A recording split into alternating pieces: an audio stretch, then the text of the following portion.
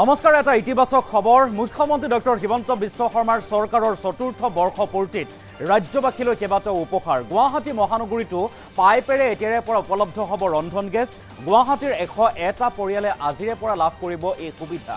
ৰাজ্যৰ অন্যান্য প্ৰান্তৰ লগতে গুৱাহাটীবাসীক এনেদৰে ভাল খবৰ দিছে আৰু সমান্তৰালভাৱে হাজো, শুৱালকুছি, ৰঙিয়া, বাইহাটাবাসীৰ বাবেও কি ঘোষণা কৰিছে মুখ্যমন্ত্ৰীগৰাকীয়ে, আমি সবিস্তাৰে খবৰটো লৈ অহাৰ চেষ্টা কৰিম। হিমন্ত বিশ্ব শৰ্মাৰ চৰকাৰৰ চতুৰ্থ বৰ্ষপূৰ্তিত ৰাজ্যবাসীলৈ বিশেষ উপহাৰ। মুখ্যমন্ত্ৰী ডক্টৰ হিমন্ত বিশ্ব শৰ্মাই বৃহৎ ঘোষণা কৰিছে। গুৱাহাটী মহানগৰীত এতিয়াৰে পৰা উপলব্ধ হ'ব পাইপেৰে ৰন্ধন গেছ। আৰু গুৱাহাটীৰ 101টা পৰিয়ালে আজিৰে পৰা লাভ কৰিব এই সুবিধা, অৰ্থাৎ ৰন্ধন গেছ, পাইপ ৰন্ধন গেছ লাভ কৰিব। ৰাজ্যৰ অন্যান্য প্ৰান্তৰ লগতে গুৱাহাটীবাসীক ভাল খবৰ দিছে মুখ্যমন্ত্ৰীয়ে। CNG গেছৰ ব্যৱস্থা কৰা হৈছে বুলি উল্লেখ কৰিছে। হাজো, শুৱালকুছি, ৰঙিয়া, বাইহাটাতো উপলব্ধ হ'ব এই সেৱা। আৰু লগতে বৰাক উপত্যকাত নতুনকৈ স্থাপন কৰা হ'ব CNG ষ্টেচন। বৰাক উপত্যকাত CNG ষ্টেচন স্থাপন কৰা হ'ব বুলি উল্লেখ কৰিছে। লোকসেৱা ভৱনৰ পৰাই ভাৰ্চুৱেলি এই সেৱা মুকলি কৰিলে মুখ্যমন্ত্ৰী ডক্টৰ হিমন্ত বিশ্ব শৰ্মাই। আৰু উক্ত অনুষ্ঠানত উপস্থিত থাকে উদ্যোগ মন্ত্ৰী, সাংস্কৃতিক মন্ত্ৰী বিমল বৰাও। এটা ডাঙৰ খবৰে মতে লৈ আহিছোঁ। PBGPLৰ যৌথ প্ৰচেষ্টাত অব্যাহত আছে এই প্ৰক্ৰিয়া। বিভিন্নজনে আবেদন কৰিছিল PBGত আৰু তাৰ পাছতেই বৰ্তমান প্ৰাৰম্ভিক প্ৰথম পৰ্যায়ত 101টা পৰিয়ালক পাইপেৰে ৰন্ধন গেছৰ ব্যৱস্থা বা উপলব্ধ হোৱাকৈ প্ৰদান কৰা হ'ব বুলি এতিয়া জানিব পৰা গৈছে। আজিৰে পৰা মুকলি হৈছে এই ব্যৱস্থা। গুৱাহাটীৰ 101টা পৰিয়ালে আজিৰে পৰা লাভ কৰিব এই সুবিধা। মুখ্যমন্ত্ৰী ডক্টৰ হিমন্ত বিশ্ব শৰ্মাই ৰাজ্যবাসীৰ বাবে কেইবাটাও বৃহৎ ঘোষণা কৰিছে। মুখ্যমন্ত্ৰীগৰাকীৰ চৰকাৰৰ চতুৰ্থ বৰ্ষপূৰ্তি আজি, আৰু সেই দিনটোতেই গুৱাহাটীবাসীক বিশেষকৈ ভাল খবৰ দিছে। গুৱাহাটীবাসীয়ে এতিয়াৰে পৰা পাইপেৰে ৰন্ধন গেছ লাভ কৰিব। পাইপেৰে গুৱাহাটীত উপলব্ধ হ'ব ৰন্ধন গেছ। প্ৰাৰম্ভিক অৱস্থাত প্ৰথম পৰ্যায়ত 101টা পৰিয়ালক ৰন্ধন গেছ পাইপেৰে প্ৰদান কৰা হ'ব বুলি উল্লেখ কৰিছে। তাৰ পাছতে আন যিসকল লোকে আবেদন কৰিছে সেইসকল লোককো প্ৰদান কৰা হ'ব। সমান্তৰালভাৱে হাজো, শুৱালকুছি, ৰঙিয়া, বাইহাটাবাসীৰ বাবেও বৃহৎ ঘোষণা কৰা হৈছে মুখ্যমন্ত্ৰী ডক্টৰ হিমন্ত বিশ্ব শৰ্মাৰ তৰফৰ পৰা, য'ত এইসকল লোকেও হাজো, শুৱালকুছি, ৰঙিয়া, বাইহাটাবাসীও লাভ কৰিব এনেদৰে পাইপেৰে ৰন্ধন গেছ, অৰ্থাৎ CNG গেছৰ ব্যৱস্থা।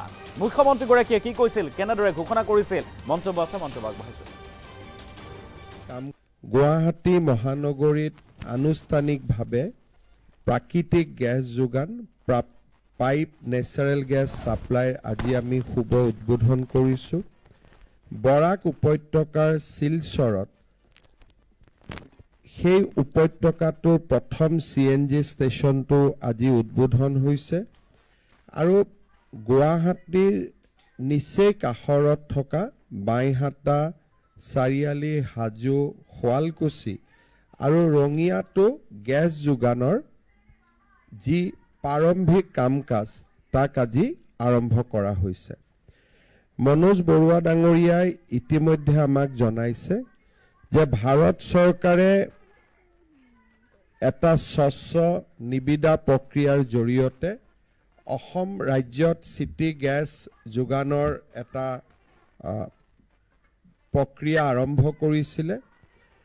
পূৰ্ব ভাৰতী গেছ প্ৰাইভেট লিমিটেড, যি নেকি অসম চৰকাৰ, গেইল ইণ্ডিয়া আৰু অইল ইণ্ডিয়াৰ এটা যৌথ কোম্পানী, আমি কামৰূপ মহানগৰ আৰু বৰাক উপত্যকাত চিটি গেছ যোগানৰ দায়িত্ব আমি লাভ কৰিছিলোঁ।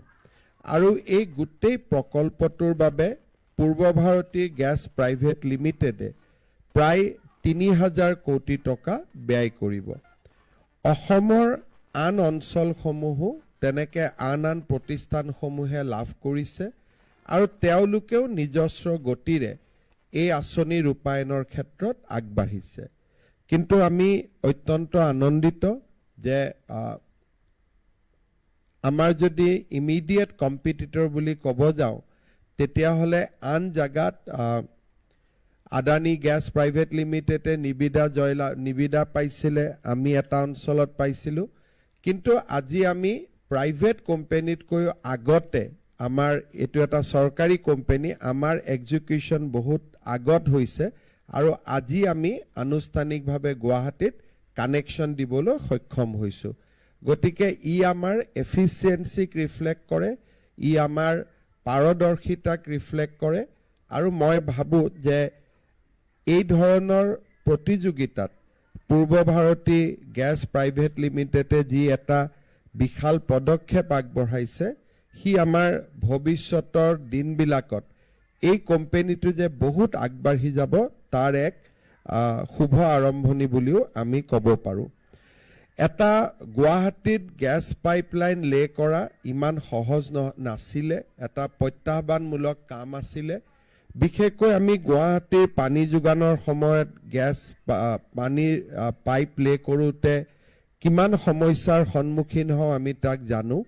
আৰু প্ৰথমতে যেতিয়া গেছ পাইপলাইন লগোৱাৰ কথা আহিছিলে, মই নিজেও যথেষ্ট কনফিউজনত আছিলোঁ যে ই বহুখিনি মহানগৰী মানুহক কষ্ট দিব, আমি কৰিব পাৰিম নোৱাৰিম।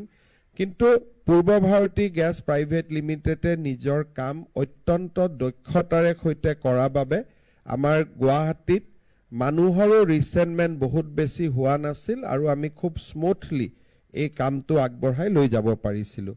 আজি আমি অত্যন্ত আনন্দিত যে আজি গীতানগৰ অঞ্চলত 101টা পৰিয়ালে গেছৰ জৰিয়তে আমাৰ যিটো আমি কুকিং গেছ আমি পাওঁ, তাক আমি এতিয়া গেছৰ জৰিয়তে পোৱা আৰম্ভ কৰিম, আৰু গুৱাহাটীত আমি এক্সপানশ্যনো যথেষ্ট কৰিব পাৰিম, কাৰণ আমাৰ নেচেচাৰী ইনফ্ৰাষ্ট্ৰাকচাৰ নিৰ্মাণ হৈছে।